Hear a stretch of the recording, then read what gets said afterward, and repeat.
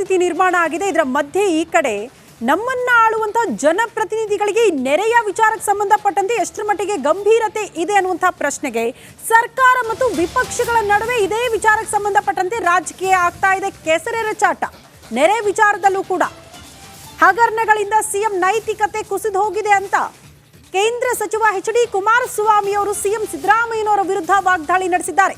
ಈ ಕಾರಣಗಳಿಂದಲೇ ಸಿಎಂ ಸಿದ್ದರಾಮಯ್ಯನವರು ಅಂಕೋಲಾಗೆ ಭೇಟಿ ಕೊಟ್ಟಿಲ್ಲ ಅಂತ ಸಿದ್ದರಾಮಯ್ಯನವರ ವಿರುದ್ಧ ಕೇಂದ್ರ ಸಚಿವ ಎಚ್.ಡಿ. ಕುಮಾರಸ್ವಾಮಿ ಅವರು ಹುಬ್ಬಳ್ಳಿಯಲ್ಲಿ ವಾಗ್ದಾಳಿ ನಡೆಸಿದ್ದಾರೆ.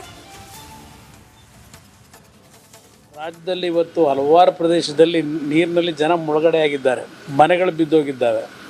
ವಿಡಿಯೋ ಕಾನ್ಫರೆನ್ಸ್ ಮುಖಾಂತರ ಕೃಷಿ ಸಚಿವರು, ನಮ್ಮ ಕಂದಾಯ ಸಚಿವರು ಜಿಲ್ಲಾಧಿಕಾರಿಗಳಿಗೆ ಸೂಚನೆ ಕೊಡೋದು ಬೇರೆ. ಇಂಥ ಸಂದರ್ಭದಲ್ಲಿ ಮುಖ್ಯಮಂತ್ರಿಗಳಾಗಲಿ ಸಂಬಂಧಪಟ್ಟಂಥ ಸಚಿವರುಗಳಾಗಲಿ ಭೇಟಿ ಕೊಡದೇ ಇರತಕ್ಕಂಥದ್ದು ಎಷ್ಟರ ಮಟ್ಟಿಗೆ ಜನರ ಬಗ್ಗೆ ಇವರಿಗೆ ಕಾಳಜಿ ಇದೆ ಅಂತಕ್ಕಂಥದ್ದು ತೋರಿಸ್ತದೆ. ಬೇರೆ ರಾಜ್ಯದ ರಾಜಕಾರಣದಲ್ಲಿ ನಡೀತಾ ಇರತಕ್ಕಂಥ ಘಟನೆಗಳು ಏನೇ ಇರಲಿ, ಇಂಥ ಸಂದರ್ಭದಲ್ಲೂ ಸಹ ಇವತ್ತು ದಕ್ಷಿಣ ಕನ್ನಡ ಜಿಲ್ಲೆ ಮಂಗಳೂರು ಭಾಗದಲ್ಲೂ ಹಲವಾರು ಪ್ರದೇಶದಲ್ಲಿ ಮನೆಗಳು ನೀರಿನಲ್ಲಿ ಮುಳುಗಿದ್ದಾವೆ.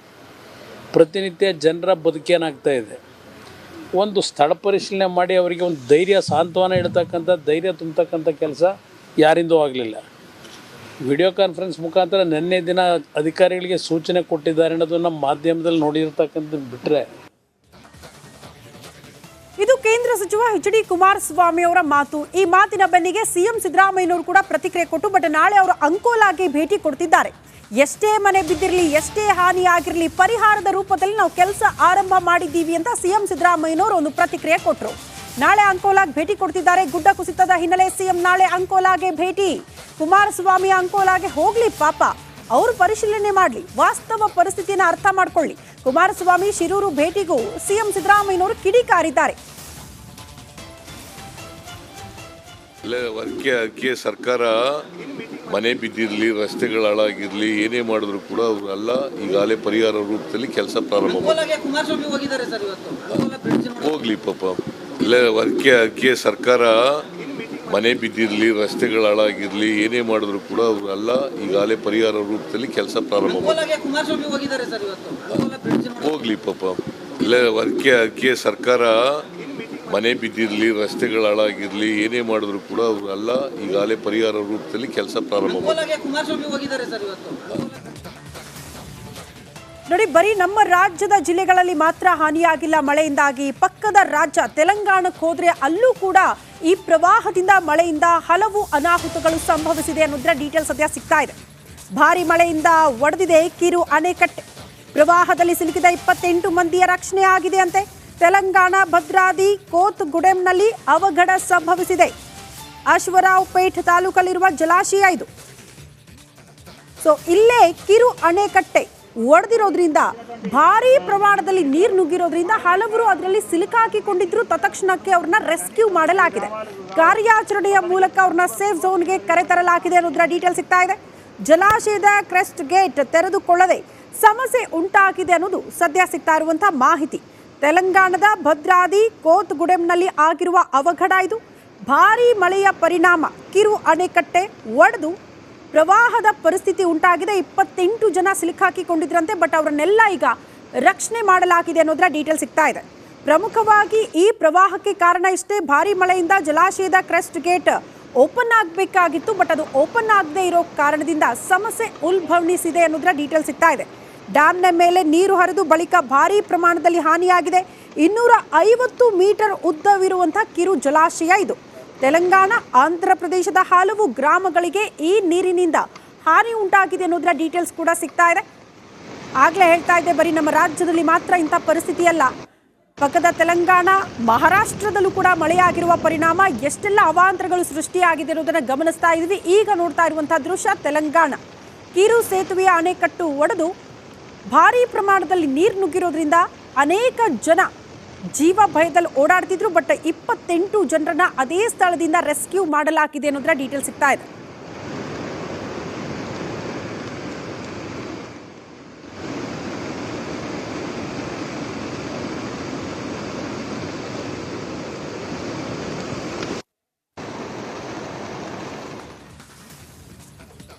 ಕೆಂಪೇಗೌಡ ಏರ್ಪೋರ್ಟ್ನಲ್ಲಿ ಭರ್ಜರಿ ಕಾರ್ಯಾಚರಣೆ ಮಾಡಿದ್ದಾರೆ ಅಧಿಕಾರಿಗಳು ಅನ್ನೋದರ ಡೀಟೇಲ್ಸ್ ಸದ್ಯ ಸಿಗ್ತಾ ಇದೆ.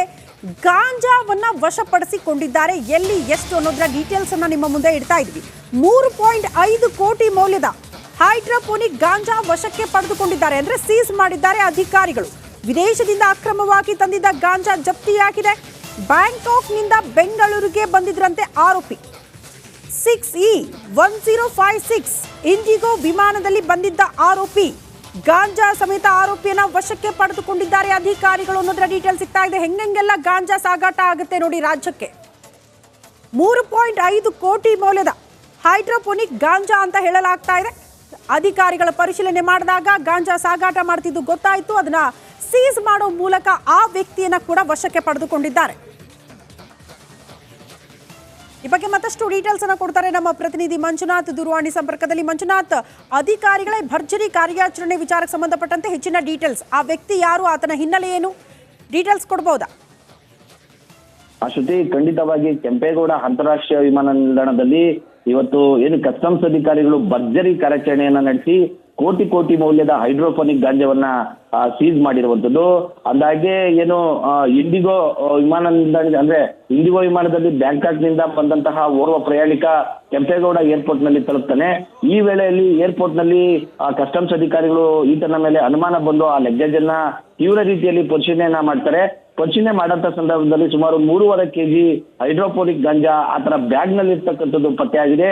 ಇದರ ಮೌಲ್ಯ ಬರೋಬ್ಬರಿ 3 ಕೋಟಿಗೂ ಹೆಚ್ಚು ಇರುವಂತದ್ದು. ಯಾಕಂತಂದ್ರೆ ಸಾಮಾನ್ಯವಾಗಿ ಹೈಡ್ರೋಪೋನಿಕ್ ಗಾಂಜಾ ಅಂತಕ್ಕಂಥದ್ದು ವಿದೇಶಗಳಲ್ಲಿರ್ತಕ್ಕಂಥ ಎಸಿಯಲ್ಲಿ ಈ ಒಂದು ಗಾಂಜಾವನ್ನ ಬೆಳೀತಾರೆ. ಇದು ಸಾಕಷ್ಟು ಬೆಲೆ ಬಾಳ್ತಕ್ಕಂಥ ಗಾಂಜಾ ಕೂಡ ಇದಾಗಿರ್ತಕ್ಕಂಥ ಹಿನ್ನೆಲೆಯಲ್ಲಿ ಈ ಹಿಂದೆನೂ ಕೂಡ ಈ ಒಂದು ಗಾಂಜಾ ಈ ರಾಜ್ಯಕ್ಕೆ ಬಂದಿತ್ತ ಅಂತ ಹೇಳಿ ಎಲ್ಲಾ ರೀತಿಯ ಪರಿಶೀಲನೆಯನ್ನ ನಡೆಸಿ ಈಗ ಈ ಓರ್ವ ಪ್ರಯಾಣಿಕರನ್ನ ವಶಪಡಿಸಿರ್ತಕ್ಕಂಥ ಕಸ್ಟಮ್ಸ್ ಅಧಿಕಾರಿಗಳು ಇದರ ಸಂಪೂರ್ಣವಾದ ಮಾಹಿತಿಯನ್ನ ಎಲ್ಲಿಂದ ಎಲ್ಲಿಗೆ ಸಾಗಾಟ ಮಾಡ್ತಾ ಇದ್ರು, ಎಲ್ಲಿಗೆ ನೀವು ತಲುಪಿಸಲಾಗ್ತಾ ಇತ್ತು ಅಂತಕ್ಕಂಥ ಮಾಹಿತಿಯನ್ನ ಕೂಡ ಈಗ ಕಸ್ಟಮ್ಸ್ ಅಧಿಕಾರಿಗಳು ಪತ್ತೆ ಮಾಡ್ತಾ ಇರುವಂತದ್ದು. ಓಕೆ ಮಂಜುನಾಥ್, ಧನ್ಯವಾದಗಳು ತಮ್ಮೆಲ್ಲ ಮಾಹಿತಿಗೆ.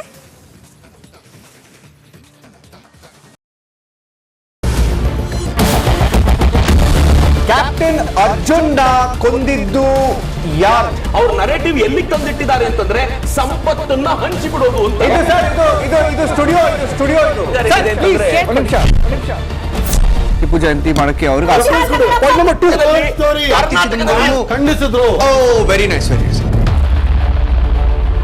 ಯಾರು ತಪ್ಪು ಮಾಡಿರೋದಿಲ್ಲಿ?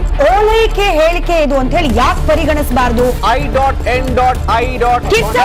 ವೇದಿಕೆ ಇದು ಫೋಟೋ ಎಲ್ರಿಗೂ ಒಂದು ಟೈಮ್ ನಿಮ್ಮ ಸಮಯ ಮುಗಿದಿದೆ. ಅವ್ರು ಹೇಳೋಕ್ಕಿಂತ ಮುಂಚೆನೆ ಹೇಗೆ ಪ್ರತಾಪ್ ಸಿಂಹ ಪಾಸ್ ಕೊಟ್ಟಿದಂತ ಆಗ್ಲಿ ಡಿಕ್ಲೇರ್ ಆಗೋಗಿತ್ತು ಅಂತ ನನಗೊಂದು ಡೌಟ್ ಬಂತು. ಸಾಕು ನಿಲ್ಸಿ. ಕೆಟ್ಟ ಪದ ಬಳಕೆ ಕಾಂಪಿಟೇಷನ್ ಇಟ್ಟಿಲ್ಲ ನಾವಿಲ್ಲಿ.